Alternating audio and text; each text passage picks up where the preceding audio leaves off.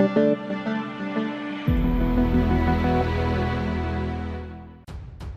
to hard reset vivo Y12. Step 1. Press and keep the power key and select the power off option. Step 2. When the device will be fully turned off, push a combo of the power button and the volume up button and keep it for a moment. Step 3. Release held keys when the fast boot mode menu appear on the screen.